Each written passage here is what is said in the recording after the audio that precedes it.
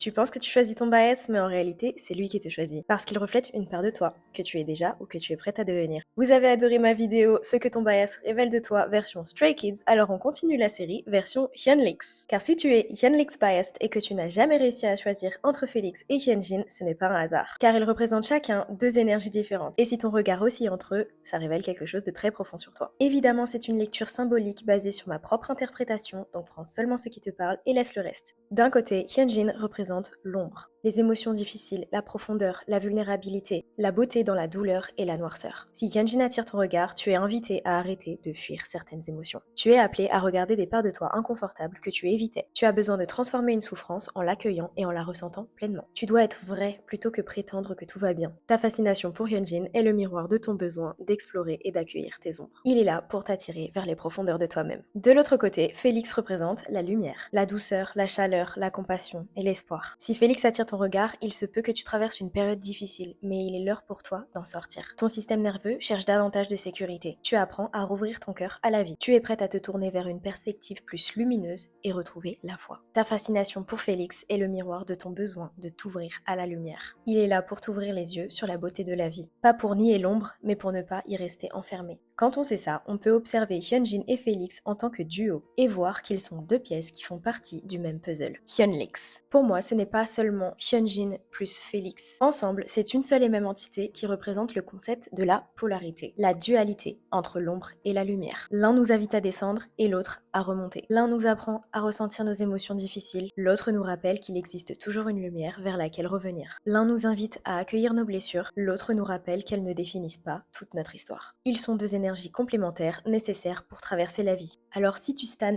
Hyunlix, ce que ça révèle de toi, c'est que tu n'es pas là pour choisir entre l'ombre et la lumière. Ton chemin consiste à apprendre à vivre et à danser avec les deux. Tu es là pour comprendre que la lumière ne nie pas l'ombre, car la lumière sans ombre peut devenir du déni. À vouloir être toujours positif, on fuit ce qui demande à être ressenti, mais aussi pour comprendre que l'ombre a besoin de la lumière. L'ombre sans lumière peut devenir une boucle sans fin, qui s'alimente elle-même. Là, on oublie qu'il existe une sortie. En somme, les deux font partie d'un seul et même mouvement. Ta fascination pour Hyunlix est le miroir de ton besoin d'apprendre à naviguer la vie avec ses deux polarités et à accepter toutes les saisons de l'existence. Finalement, la question n'est plus qui est ton vrai bias, la vraie question c'est qui suis-je en train de devenir pour que mon regard se pose sur cette personne aujourd'hui. Si cette vidéo t'a parlé, dis-moi en commentaire si tu es plutôt attiré par Hyunjin, par Félix ou si comme moi, tu n'as jamais réussi à choisir. Et abonne-toi!